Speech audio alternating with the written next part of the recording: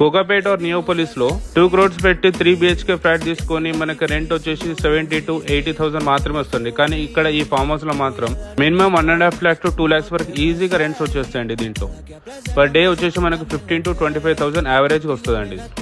ఈ farm house వచ్చేసి మనకి మొయినాబాద్ నుంచి జస్ట్ 7 kilometers రేడియస్ ఉంటుందండి. ఇది మెయిన్ రోడ్ కి జస్ట్ 1 kilometer అండి. ఈ టోటల్ ఫామ్ హౌస్ ఏరియా వచ్చేసి మనకి 1200 square yards ఉంటుందండి.